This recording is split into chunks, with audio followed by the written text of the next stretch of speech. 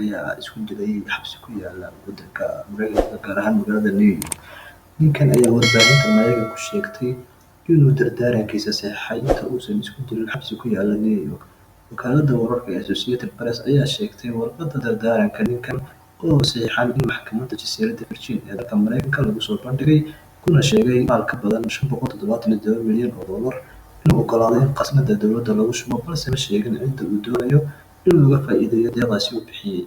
Wargeyska New York Post oo soo xigtay warqadda dardaaranka uu qoray ninkan Jeffrey Epstein waxay sheegeen inuu ninkaasi dardaarankiisa ku muujiyay in lacagtaasi deeq ahaan khasnadda dowladda loogu shubo. Epstein wuxuu dhintay isaga oo ah 66 sano jir, sugayana in lagu qaado dacwad la xiriirta inuu suuq geyn jiray dadka jirkooda ka ganacsada, isla markaana uu shirqool la fulin jiray.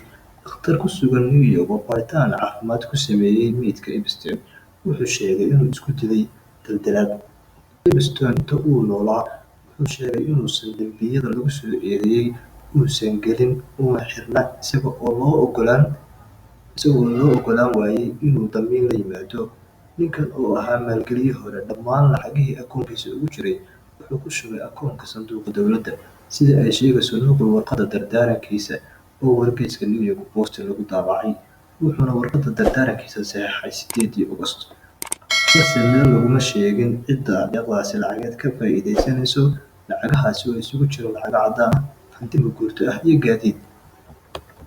Haddaba, Jeffrey Epstein wuxuu ku dhashay magaalada New York, wuxuuna ahaa macallin inta uusan maalqabeen noqon.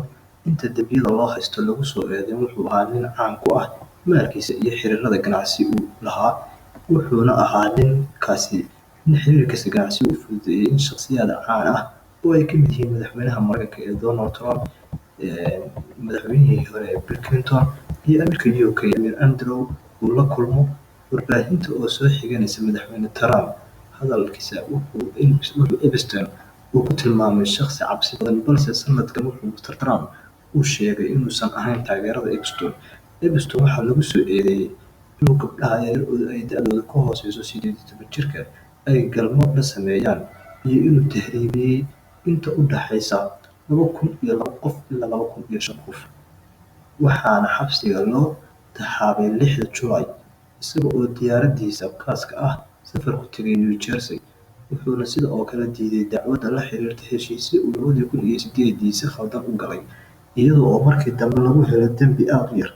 Xeer ilaaliyayaashu waxay kale oo ay Epstein ku eedeeyeen inuu lacago badan siiyay 2 qof oo uga markhaati furi lahaa kiiskiisa. Dacwadda loo haysto oo lagu waday inuu sanadka dambe bilaabo.